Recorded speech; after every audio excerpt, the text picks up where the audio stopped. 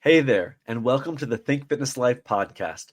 We're fueled by the incredible clients who inspire us every day, allowing us to elevate their health and fitness journeys. On this show, you'll gain valuable insights from top professionals, hear inspiring transformation stories, and discover the knowledge and motivation to create your own best life. Let's dive in.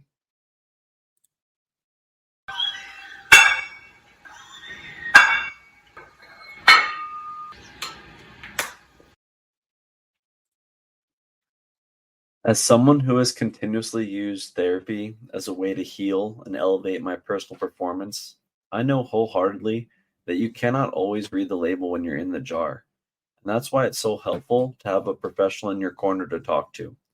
This podcast is sponsored by BetterHelp to provide our listeners with the opportunity to work with a licensed therapist from the comfort of your own home. Receive 10% off your first month when you sign up by going to betterhelp.com/TFL. That's betterhelp.com/T as in think, F as in fitness, L as in life. And remember, you're not alone. There are people out there who can help. Welcome back to the Think Fitness Life podcast, where we dive into everything health, fitness, mindset related.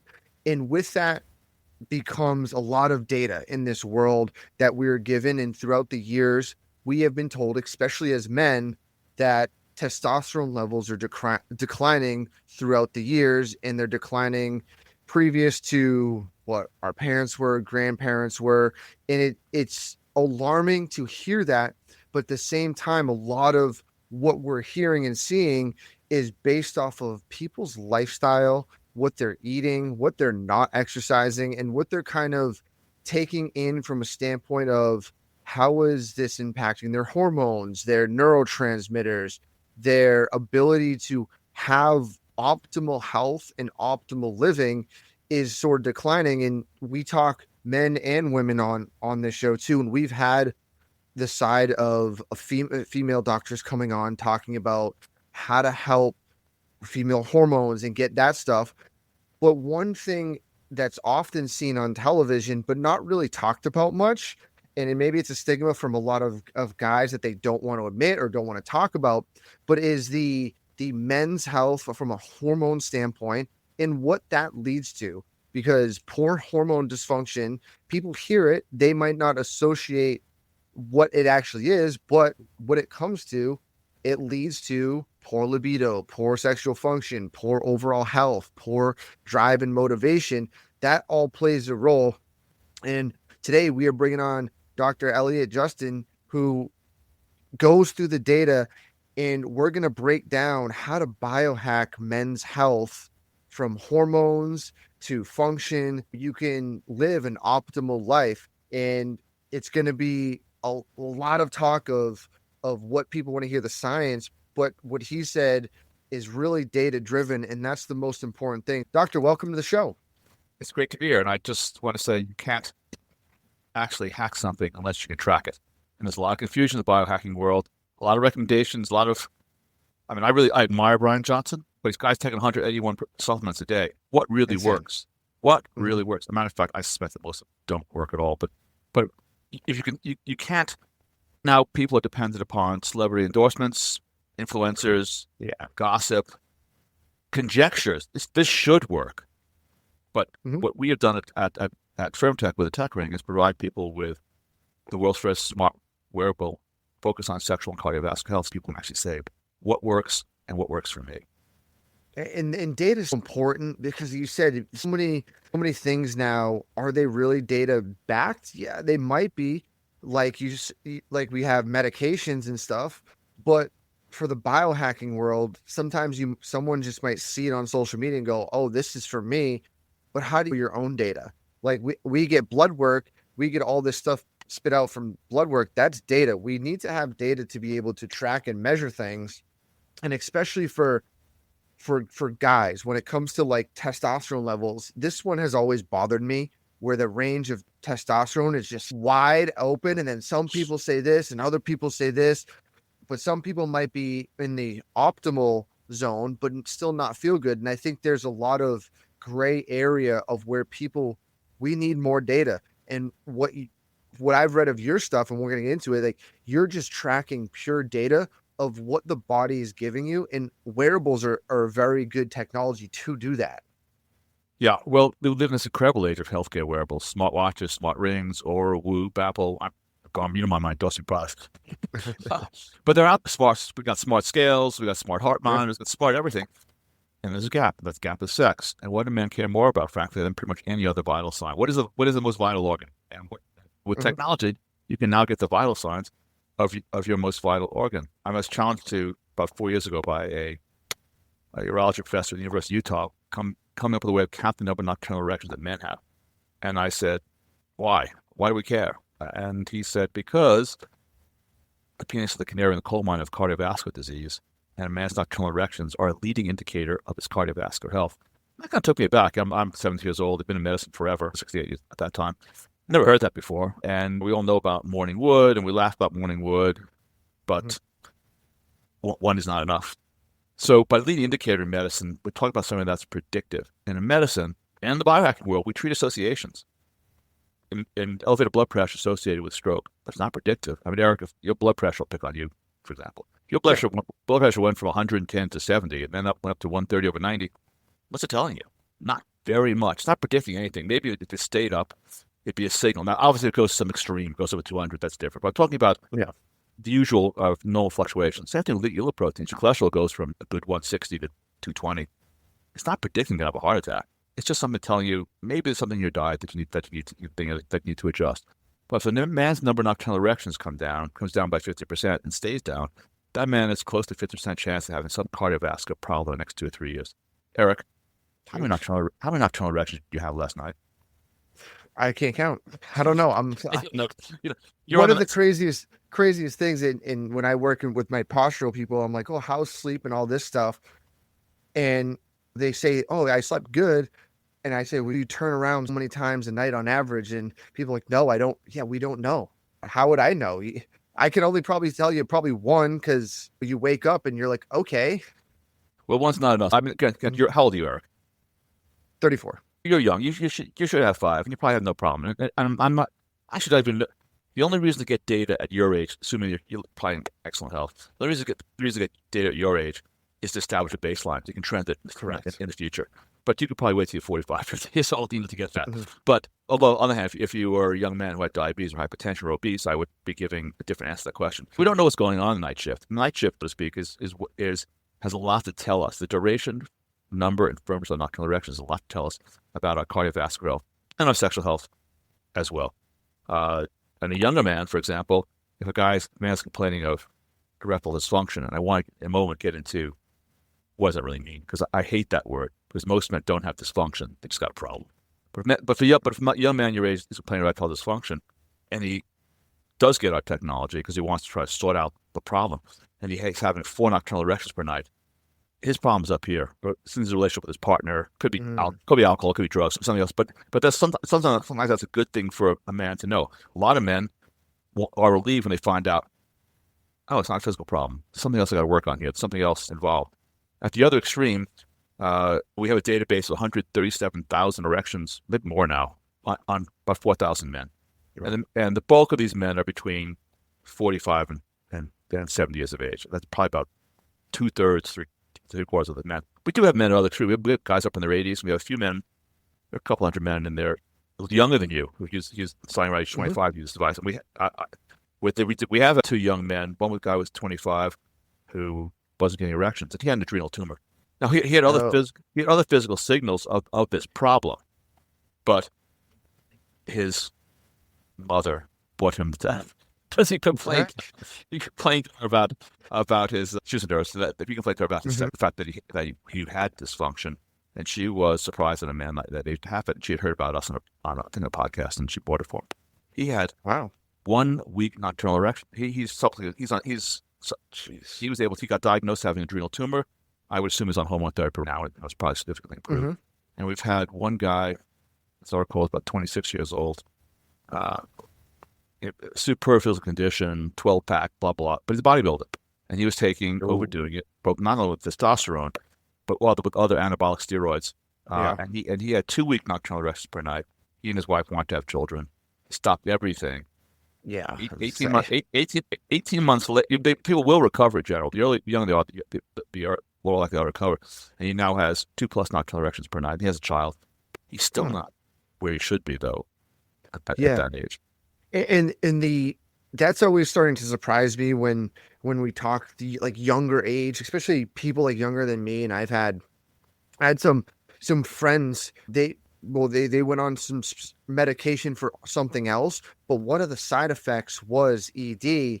And I'm kind of like, well, go back to your doctor. There's got to be something else or avenue to take. Now, granted, that's a different conversation, but it's like, it's crazy to hear that. Well, let's have that conversation. Yeah, they should. Let's have a conversation now. Because we doctors, sorry, I interrupted you. No, some medications have these effects on men and women on that sexual health and sexual function. And at a young age, when your testosterone should be optimal and you should be nightly erections like optimal, and you're not, like, that should be a warning sign. And this conversation is never had as this is a telling sign. And if you can measure more data and more points, you can now bring someone's health back, not overall health, but even their mental health. Because we'll be honest, guys, we care about that. If we know that something's not optimally functioning, like, even though the rest of the world doesn't know, we know, and it's going to mentally, it's going to eat away at us. Well, a man's only as good as his last 2 or 3 erections. If he's failed 2 or 3 times in a row, he's ready to kill himself. Back when Viagra came out, back in the 90s, I was running emergency departments, and I'm a background emergency medicine physician. And I can tell you, short of a heart attack or a stroke, there are a few emergencies that concern a man as much as a limp dick, especially as consistently limp. And we would have guys coming into the ER looking for Viagra, using Friday and Saturday nights. That's how alarmed they were. And at that time, you couldn't get it. Today, you can go online. They'll give it to you whether you need it or not. Just if you fill out a questionnaire, and that questionnaire is driving to give you the product. But at that time, only urologists could prescribe it, and it was limited to 10 pills a month. And we actually kind of joked with the urologist on call for the weekend, hey, who's got the Viagra beeper? Maybe they can just make a house. Maybe they should make a house call. Spare these guys running into the ER. I guess today you can probably send it to the guy by Uber at 2:00 in the morning. But we doctors do prescribe medications that negatively impact people's sexual performance. It's your age as well too, down into the teen years. I mean, they're just someone just published a paper looking at prepubescent boys who started on SSRI antidepressants. That's the class of medications. 10% of them, I forget the paper. I feel like 15 to 20 years later, 10% of them are reporting erectile dysfunction. That's crazy. Attributed by the research to the medications. The antidepressants, anti-anxiety medications, toss in for older men, especially beta blockers and certain antihypertensives, interfere with our ability to get an erection, to ejaculate, to sustain an erection. People can use our technology actually to identify the problem. You can see it. And I've had two doctors before they start taking an necessary antidepressant for anxiety, get their baseline, and then watch their number of nocturnals, and watch the duration of their sex erection deteriorate. And both of them stopped it. It's really hard to get off those medicines. It's really hard to get off those medicines as well too. No, yes. Part of the fault is with physicians. We don't warn people about, to your point, we don't warn people about the sexual side effects of medications. We don't even prioritize sex. We don't even ask about sex. I've never had a doctor until recently when I was looking for testosterone from my local urologist. I've never had a doctor ask me a question about my sexual health, and that's just stupid. Now, you can say this is cultural, but it's not. It's actually about, that's part of it. People don't like to discuss this, but it's actually about money and time. The electronic health record, and Epic is the largest. I'm guessing Epic's company has like 65% plus of the business. There's all scripts. A bunch of these electronic health records that basically drive healthcare today. You get the healthcare that the machine says can be billed for. You don't get the healthcare you necessarily want or need. The electronic health record has 0 questions about sex. Now, there was a box that doctor could check there, and he knew he could make an extra, make it about $15, $25 in a visit by screening you for sexual health. They'd ask it, but there's no incentive to ask it. And most of them also have no education in sexual health. They don't learn about it in any substantive way in medical school, and they're not keeping up on what's going on. There are lots of fresh changes in sexual health, especially with our device, because our device now allows men and the healthcare providers to stop guessing, stop what's the routine, which is just, hey, pass out of, hey, you got a problem? Here's a pill, come back in 6 months. But to actually say, let's sort out what really is going on. Is this a cardiovascular problem? Is it like a social problem? Is it due to medications? Is it due to et cetera, et cetera? You can't do that without data. Yeah, it was the first time you emailed me, and I went to the website, I looked at it, I'm like, what am I looking at for a second? And I was like, because there's to my knowledge, there's been nothing that I've ever seen from a measurable standpoint, a wearable that tracks any kind of this, or better yet, addresses kind of, hey, we're gonna put this down in your private area and measure. It's like, to me, I was like, oh, interesting. Like, what is the point of it? And then as I'm going through the website, I'm like, oh, I see what they're starting to measure. They're measuring a whole lot of stuff. And for the listeners, like, when you wear it, it's a device that you wear, what are the data points that you're measuring? Amount of erections, and then that tells you what else? Sure. Well, first, I just want to make the point that this is a huge problem. I mean, the incidence of erectile dysfunction, man, by the way, I think it's misdefined, and I want to get to that. The incidence of erectile dysfunction is 50% of men by age 50. I'm 72, by my age, 70%. This is a lot of people. Age 30 is 25%. And where there are hosts, there are dopes. People will, a guy who's having a problem they pretty much walk on broken glass to get a solution, and is easily gulled by companies that are pushing supplements or other things. What are we doing? But basically, this doctor 4 years ago said he wants to count the number of nocturnal erections. And I said, that's really interesting. But let's count all erections. Let's assess all erections. So an embedded sensors to what I call a cock ring, but it's not, I prefer to call it an erection ring. Cock ring makes it sound like some sex toy novelty. Hey, go out, buy one. I don't care. Have fun. But this is an erection ring. What is it doing? It's giving you data about your erections, about your penis, just the way an electrocardiogram gives data about your heart. A sleep monitor gives data about your sleep. Go on and on. But we are making, in most of medicine outside of psychiatry, before we treat a problem, we try to get data. We want to make our treatment objective. I wouldn't treat someone with blood pressure without blood pressure cuff and other tests. I wouldn't treat someone with a heart attack without a whole variety of imaging and tests. Same thing with the kidneys and the bowel. But someone when it comes to sex, it's like, hey, you're overweight, take this pill, lose some weight, come back, blow it off. So is to be able to assess, and such what we're doing is blood flow. How are we doing that? Well, we sensors. We have two sensors in the device: a pressure sensor and a strain gauge. And that's both these sensors get activated by the expanding girth of the penis, whether overnight, while sleeping, or during sex. The sensors get fired. The computer now has two data points to interpret how firm you are. Now you can measure the impact of diseases, diabetes, atherosclerosis, hypertension, medications. The spoke about before: antihypertensives, antidepressants, anti-anxiety medications, supplements, relationships. Why am I hard with this person, not hard with that person? What's going on here? You can see the impact of alcohol and recreational drugs upon your sexual performance. In addition to which, it's also an erection ring. It will help men to improve their performance. And I didn't understand that 4 years ago. 4 years ago, I was like every other straight doctor, and my attitude was as follows. Well, that's about erection rings. I don't need that. I'm good. Right. I try to have sex with my wife and myself like 5-6 times a week. I practically, Derek, for your audience, I think it'll orgasm a day because it's doctor away. But that's a hack. In fact, it's a hack with science behind it too, and a fun hack. It's not a hack that says, "Hey, Elliot, maybe you should go out and run 10K today." It's a lot easier to satisfy that hack than to get yourself in this physical condition, say like Brian Johnson. I didn't understand 4 years ago the benefit of, well, the danger didn't exist, but the actual benefit of an erection ring for all men. Now, when we go to conferences like the American Urology Association, or the International Society for Sexual Medicine, there's a telling difference between gay doctors and straight doctors. You can figure out who's gay or who's straight with one question. Can you guess, Eric? Is it about a ring? How does you use a ring?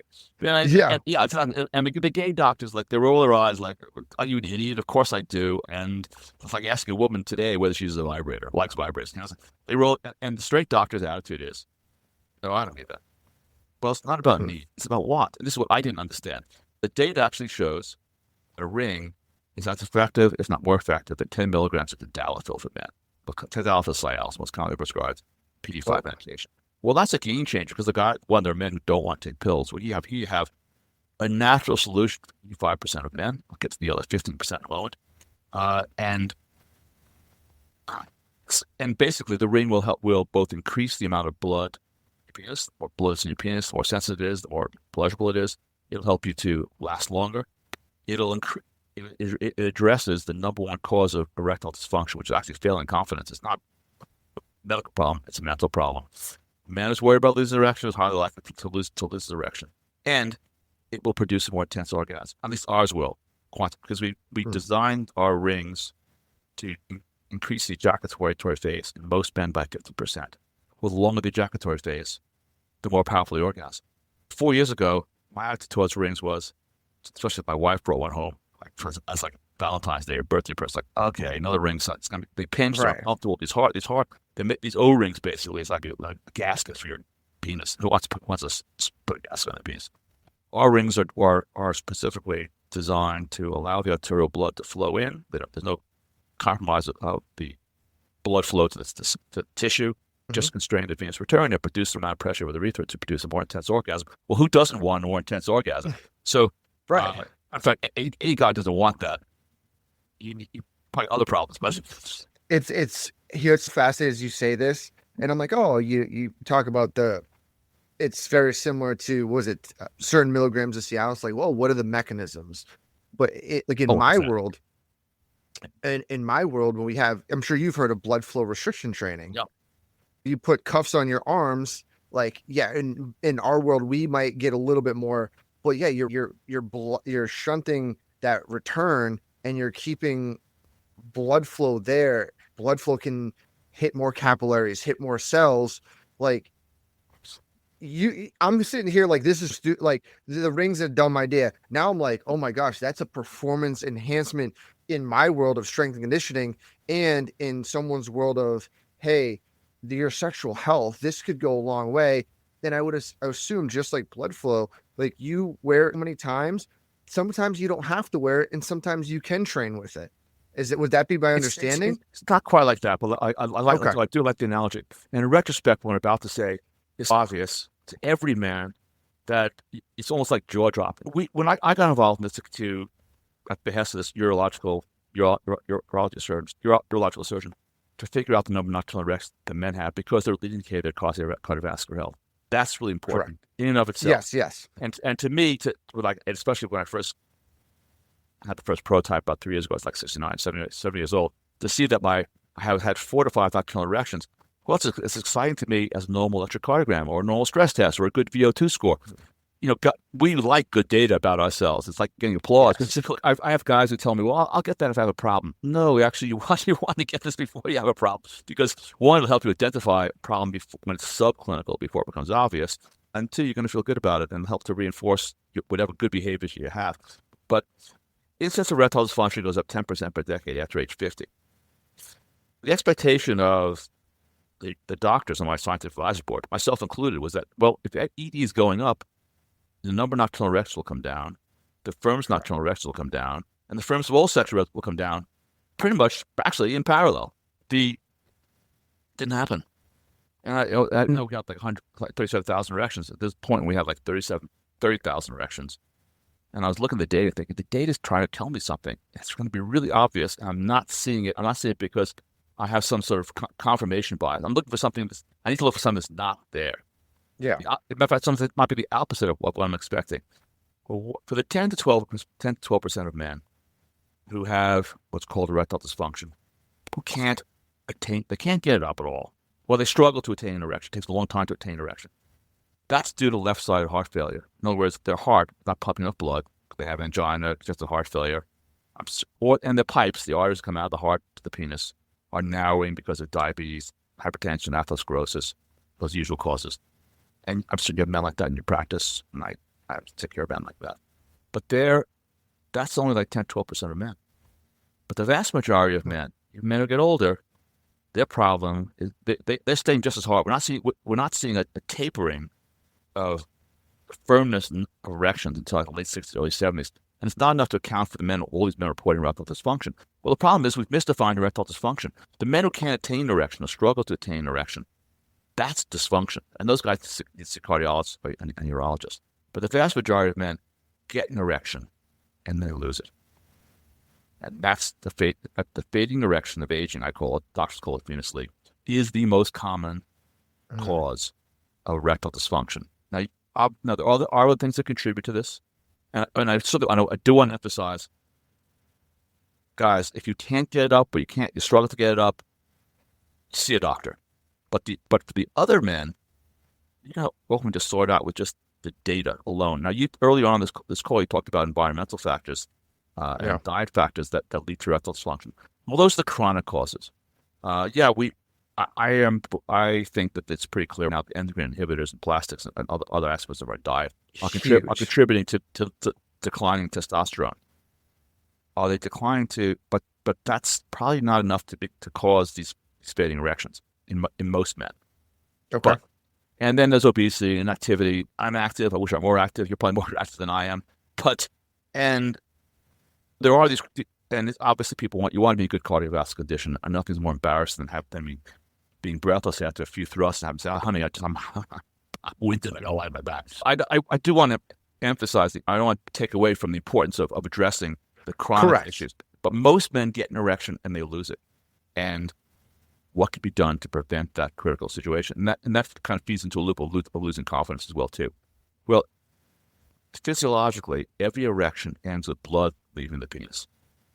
Gotten in, these guys have gotten hard and it's lost. Now, it could be that your wife just told you your penis is too small, or you're worried about the baby crying next room, or you're worried about paying the mortgage, or you shouldn't have had that third or fourth cocktail. And maybe smoking an entire joint was a stupid thing to do. Or maybe you should have stayed out till 1 o'clock in the morning and been dancing hard and had a liter of beer. And then think you're going to go home and actually just be ready to jump on your woman like you're 12 years old again. But whatever, and then there are the medications I said before that we doctors prescribe that also have an impact. But if a man gets hard and loses it, what's the fastest solution? It's a ring. A ring will keep the blood in the penis. And every man listens to this show. You too, Eric. You can prove this yourself today. And it's obvious in retrospect that the problem is on the venous side of the circulation for most men. Get rock hard. And then do nothing. Go do that. You want to limit the variables. Get the wife, the girlfriend, boyfriend out of the room.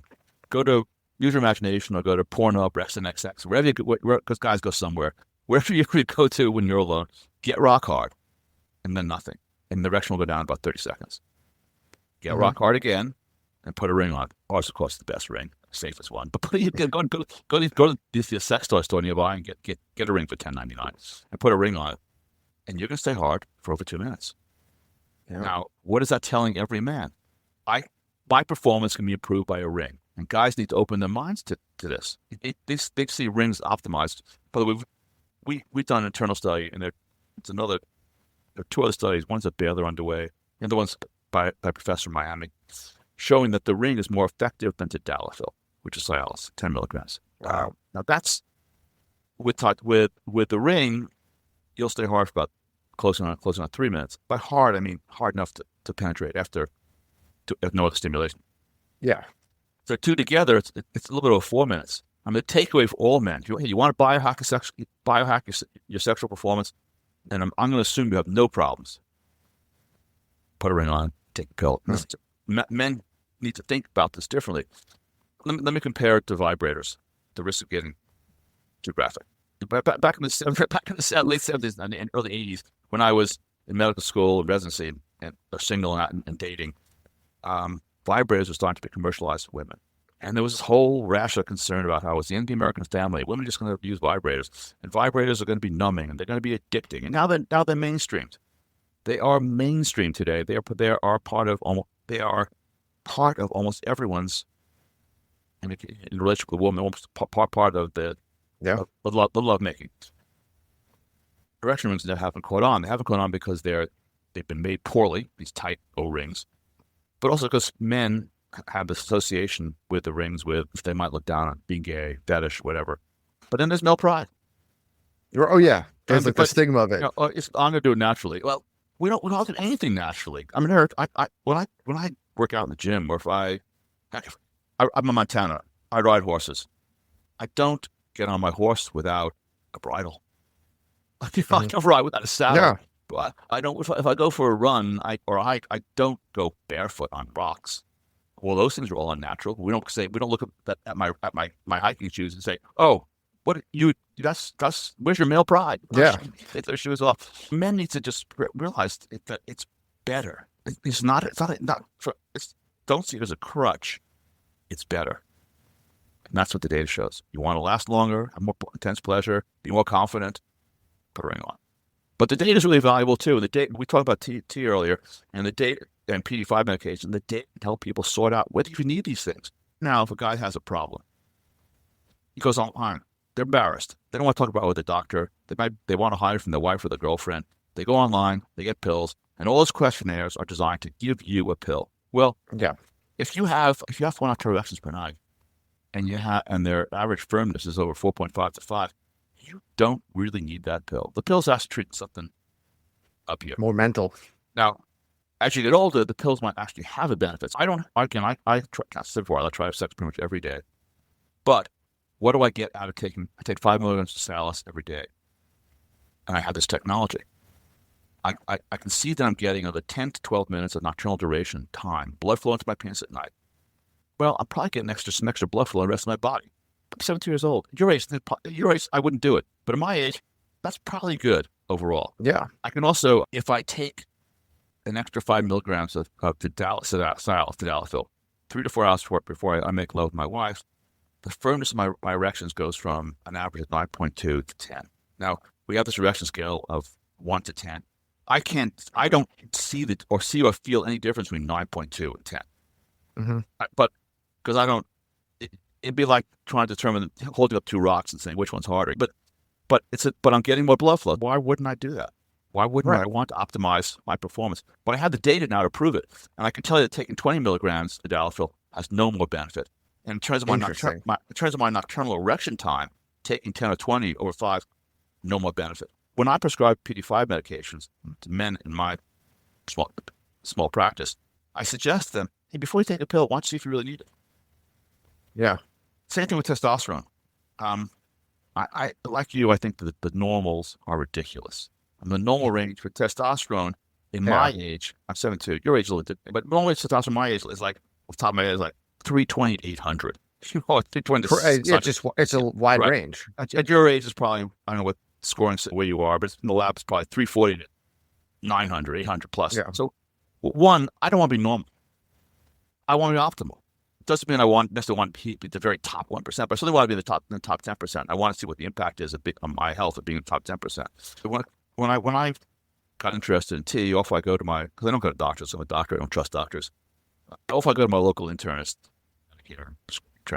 and he asked, there are 3 questions you're supposed to ask in order to diagnose you as hypogonadal, and therefore Medicare will pay for the medication. Okay. Yeah. Well, and Medicare will also pay for the testosterone test, because it infuriates me, frankly, that in this country and around the world, testosterone should be like a routine blood test. Even at your age, you should. Don't get me started with this. I have to. Go ahead. No, I have to beg my doctor. Sometimes they're like, well, I'm like, if my insurance covers it, I want all full blood panel. Right. And it's like pulling teeth. And as you said earlier, they don't know. Sometimes my normal doctors, they're like, oh, well, I don't really know how to read testosterone. I'm like, but I want it because it's good data point. And sometimes it's like we go to doctors and they ask certain questions. They have to ask questions. But like you said, data is important. So I want to see blood work. I want to see data that I can compare to 6 months ago, that rather than just arbitrary questions of like, do you feel good? Are you safe? Like, I understand there's a place for that, but I want data to say, hey, here were my levels here. What did I change? And how do we do that? Because most guys and women, they don't get blood work done on their hormones. And then they come with these big crashing questions.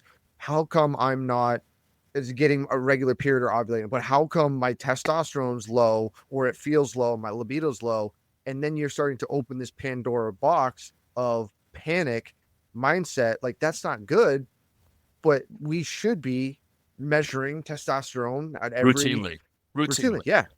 along with estradiol and some other things. But we should be shooting a tea, our free tea, even at your age. At my age, I got my internist, and he's like, "Well, Elliot, I know you." He asked 3 questions: energy, sleep, and libido. How's your energy? Well, he knows me. I'm a energetic guy. He said, "Well, you're energetic. I always sleep." Well, I don't. I said, "Well, actually, I don't really have any problem with sleep." He said, "Well, and libido." Well, I know from my wife is a patient as well too. I know about your sexual activities, Elliot. Your libido's fine. I don't get anything. Then I go off to my Medicare covered urologist here and ask them questions, but I play it a little differently. How's your energy? Well, it could be better. How's your sleep? Could be better. It's been better in the past. How's your libido? Well, it's much better 30 years ago. And now he goes to blood tests, and he comes up with a dose, but his dose is to target me above the median. His goal is to target me at 600, 650, somewhere in that range. Well, I think that's dumb. And why is it dumb? I mean, because we now have ways of objectively assessing the impact of testosterone. Here's for you and for your listeners. Here's how I prescribe testosterone. One, you want to sit your doctor, ask the question: can I attain an erection? That's my problem, sustaining erection. I want to emphasize again: if you struggle to attain an erection, or you don't get erections, that requires a workup beyond what we're going to talk about on this phone call. You need to see a specialist, and an open-minded specialist who's actually going to do a very comprehensive exam on you to figure out, because you use that one factor to figure out what's caused this problem. But back in the real world, where whether they're your age or my age, I get erections, but I lose them. I don't have blah blah. Here's how I try to quantify it. One, what men care about testosterone? They care about their sexual health. They care about their muscle and their overall their muscle. Yeah. When it comes to muscle, and this is why I predominantly take testosterone. When it comes to muscle, you can go to an expensive gym, or you can buy the equipment at home, spend $1,000. You get a bioimpedance machine, and you can measure your muscle mass. Here's a cheap way of doing it. Unless you're really overweight, just get a tape measure. Put it on your biceps, put it on your pecs, maybe your quads. How big are they? And then start on testosterone. When it's dosed, you should gain about 10 to 50% of muscle strength. Now, we're not talking about your bicep gaining 6 centimeters. Yeah. But we're talking about your bicep. I'm talking about myself. My biceps are gaining like 1.2 to 1.5 centimeters in 6 weeks. Yeah, right on. Plus, I started moving a lot more weight. And I'm just doing the same routine. 3 times a week, I go CrossFit routine. I'm a dude. I got to do some bench press, and I got to do some curls. Hell yeah. And suddenly, I have a set build up. Well, suddenly, I went from, usually my set on like bicep curls was like nothing impressive, 30, 35, 40, and I could do a little more, but why push it? And suddenly, I'm like I'm now at 40, 45, 50. I can go to 55 if I wanted to. I stopped because I'm old and my elbows start to hurt. And the same thing with my pecs. Suddenly, I went from bench pressing 160, and I weigh about 155. And then suddenly, not suddenly, but over a few weeks, I'm like, wow, bench pressing 200. Now I'm bench pressing 210. Where's this power coming from? It's got to come to testosterone, because I'm not. Yeah. I wasn't like I changed my routine to focus on those muscle groups. Measure it. Get a tape measure. Measure it. 2. Get a TechRing. Measure nocturnal erections, their duration, their firmness, their number, and have a target in mind. Now I'm above average in that for my age group, but I've got 3 men now I'm taking care of who are in their 40s, and they all have significant low T symptoms. Jeez. These guys are at the gym. These guys look great. They're better, certainly stronger than me, but they have 2 nocturnal erections per night, with 2 to 3.1. Well, that's low for their age, and the duration of nocturnal erections, the first nocturnal erection, is also below average for our database, which is the largest database in the world. And with testosterone, 2 of these 3 guys have now gone from 2 nocturnal erections to 3+ range, and then they're having more duration, more blood flow at night.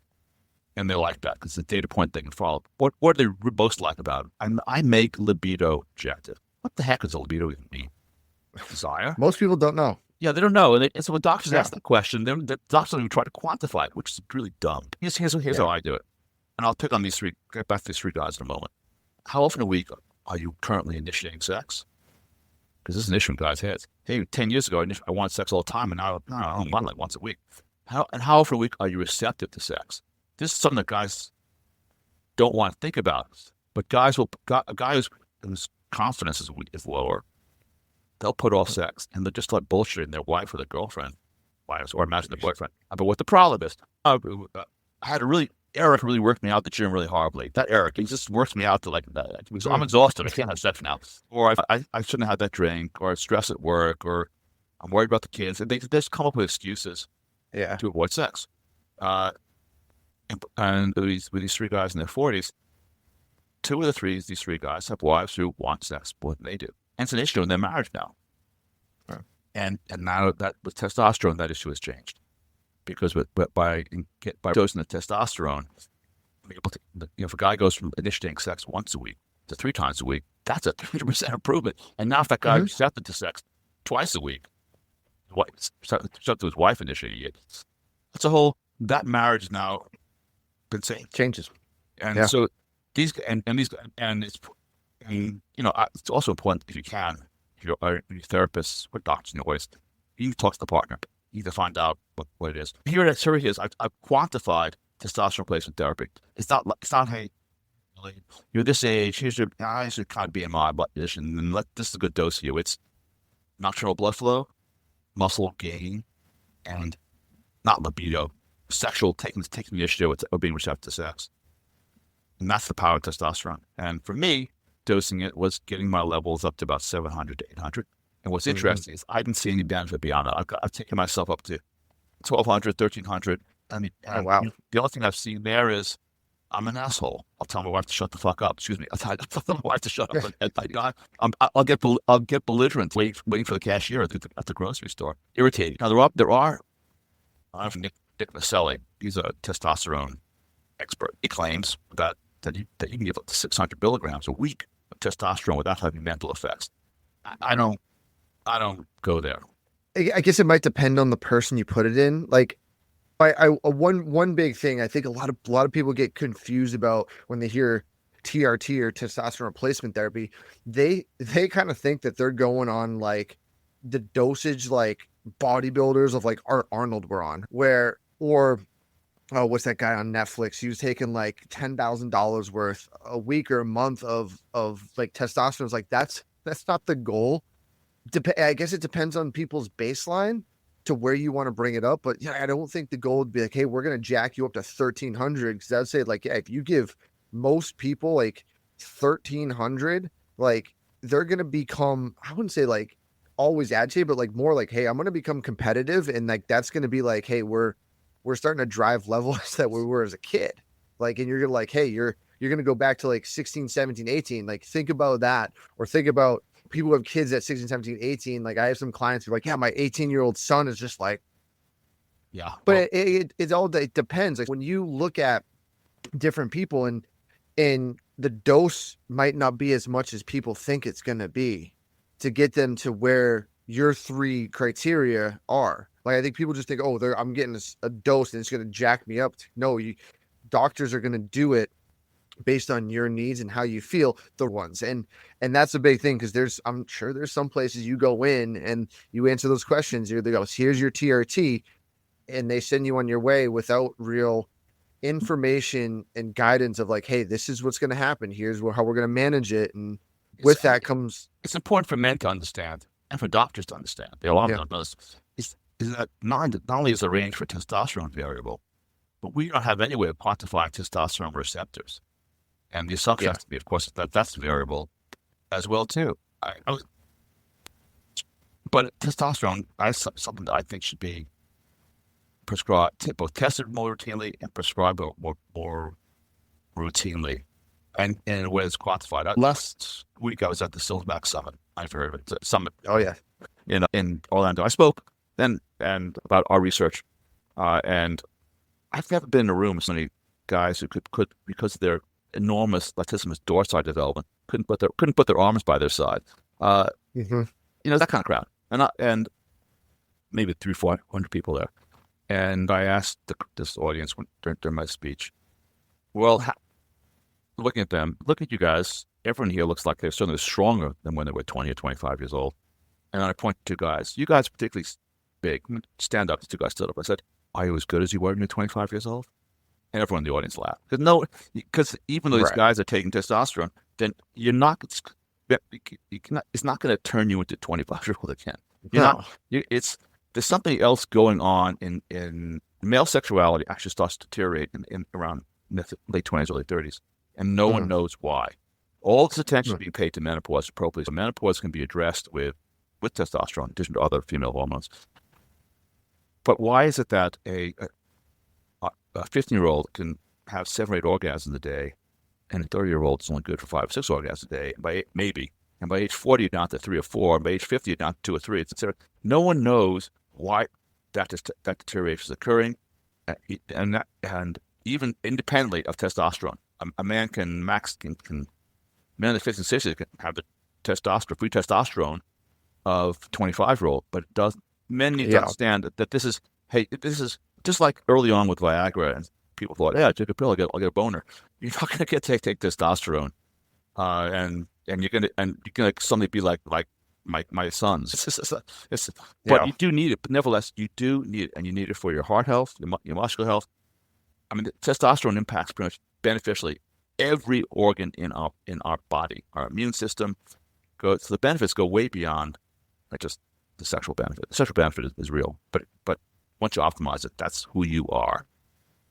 And that's the importance of hormones in the human body. It's people just they hear hormones, they're going to think, okay, sex, and that's it.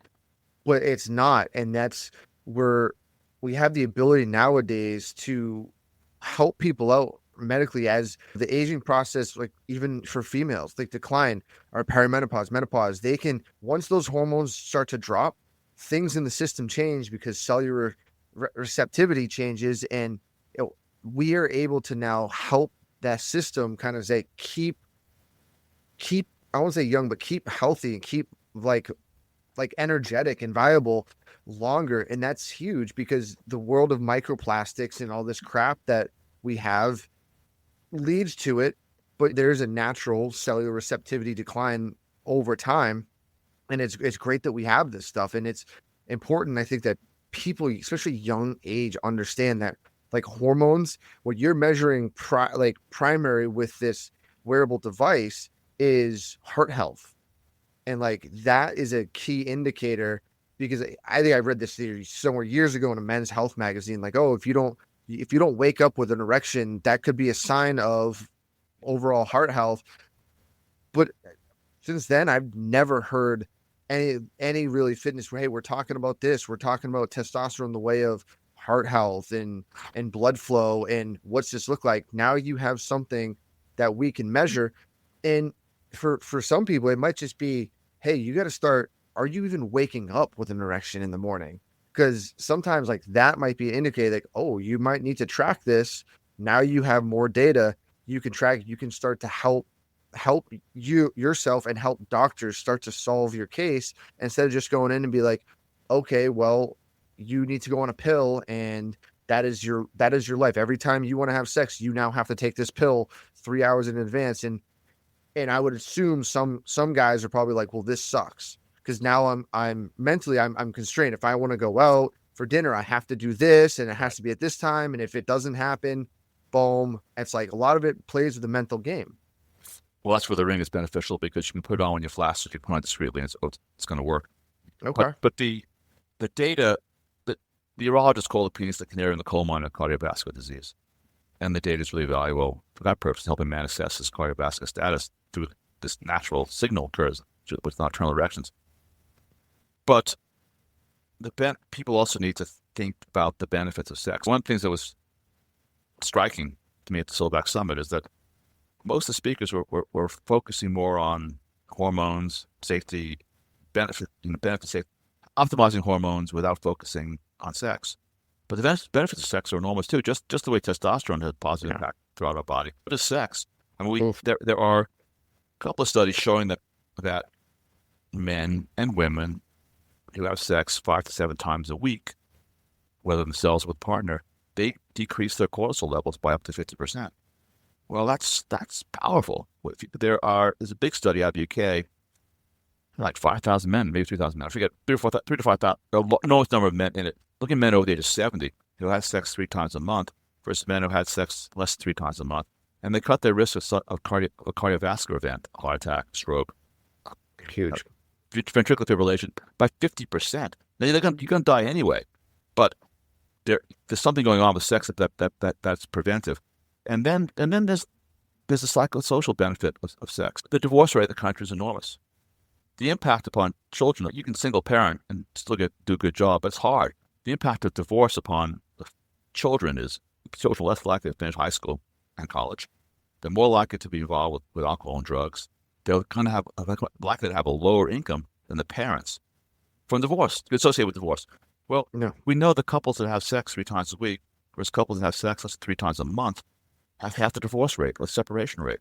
Well, we people involved in health should be recommending to people, hey, Eric, are you having sex 3 or 4 times a week? You really should. I've actually, It's a powerful drug. I mean, from the dopamine, oxytocin release, like it is like I tell you, like it's a neurotransmitter cocktail bomb for the brain and the body. Why? It's like you said, why would people not want to do it? If it's beneficial, it's like, here's the conversation. You do this, you increase health, you increase your mental capacity. It's more beneficial than people think. yes. I've actually spoken to 3 surgeon generals of states, urging them to go out in front of the public and say, look, here are the benefits to society. You owe it to society to have more speakers. We want to cut the divorce rate. Unsuccessfully. And that's going to be one of those things. Like you tell someone to go say that, and they're going to be like, well, the stigma, we want to be like proper and stuff, but it's science. Like I got a book on my bookshelf of why good sex matters. And you read it and you're like, holy smokes. Like one of the most fascinating neuro books I've read, but it shows like this is more important and we need to educate people. And that's a big thing. And that's a great thing that you're able to do with your wearable technology is give the person the power of knowledge and to be educated. Then they can start making decisions with themselves or with their doctor to change the trajectory, and they don't feel like they have to be limited or not limited because they just go to appointment and the person goes, here you go, or we can't do much for you. Like that's huge. It's going to be changing the game. And over time, I think guys are going to be like, oh, okay. Like if I'd want to make, I wouldn't be shy to tell people like, oh, I have wearable technology. Yeah, 100%. I'm measuring cardiovascular health and overall function. Why would I not do that? Gosh. And finally, if you want to improve your performance, consider a ring. Yeah. And that's a added benefit. Where can people find you, your product, and all that stuff? You can find, we're on social media, #MyFirmTech. But the best way to find out about the company is go to myfirmtech.com, myfirmtch.com. Click on the science section and see the research that's been done all around the world, validating our technology and how it's also being used to assess pretty much everything that's been proposed to improve a man's sexual health, from PD5 medications, testosterone, shockwave therapy, plasma shots, Botox, shockwave therapy. All these things, you don't have to rely anymore on guessing or upon some endorsement or commercial or someone having an opinion about something. You can test this on yourself. You are an N of one. One of the mistakes that we doctors make is we treat everyone as if they're one size fits all. You are an N of one. And with this technology, you can get an objective assessment. What's best for you? I digress. It's just FirmTech.com. I love it. But it's all the information is there. You can reach me personally at Elliot, ELLIOT, at myfirm.com. My schedule's open 5 hours a week to speak to people, and that's been really interesting because people don't trust their doctors for good reason, because they trust. I agree with that. I always tell, it's hard for me to find a good doctor. I'm sure you can see why, because I go back and forth. And they, why are you asking this question? Why you want this? Because like I want data, I want to know, and like yourself, I'm like we are honed in on like how to optimize our. I'm gonna say the word performance, and that's gonna be an umbrella term for, let's call it like overall health, working out health. Where are my numbers at? Where like sexual health and all that stuff. Like we care about that, and that's all part of like that healthy lifestyle. and it's huge. And if people are interested in purchasing, I talked to one of your associates. We have a TFL 15 code to use on the product. Go get it, check it out, use it. And this is one of those products, it's a wearable. Do it consistently, and then start tracking, start seeing the benefits. Because at this point, it's like, what do you have to lose if it's going to give you more performance, more blood flow, better? Like there's no lose here. Yeah, someone might feel a little embarrassed, like, oh, I'm wearing this, but after a while, you're gonna be like, I'm wearing this because I get this. Boom. Right. I came to my conclusion with the blood flow restriction thing here for me. Now I'm like, someone asked me, I'd be like, yeah, I'll tell you straight up. Here's what we got. Here's the science. I'm going to show you it. Well, I mean, any last closing words? I mean, that was a great episode of great talking to you. Put for your health, for the data, and for your performance, put a ring on. Matt Gluckman and Eric Mencher here from Think Fitness Life. Our entire careers have been dedicated to fitness, particularly how the mind helps the body. We've been around gyms and nutrition strategies for 25 plus years collectively, and nothing harms or helps better than your own mind, untrained or trained. Pushing beyond your limits, overcoming whatever's thrown your way, and making the decision to show up day in and day out as a lifestyle takes more soul than sand. And what I mean by that is when you can get your mindset and heart leading you consistently in the direction of your goals and dreams, well, it's just a matter of time before you have the performance, physique, or quality of life you're yearning for. See, your thoughts will stem from your beliefs, which will then lead you to action, which develop into your behavior and ultimately lead you to results. It's really that simple. Our process takes time and it takes open communication. It's amazing what pops up along the fitness journey to betterment, and we can be there every step of the way. To learn more or apply for coaching, visit www.thinkfitnesslife.com. Start recreating your life today.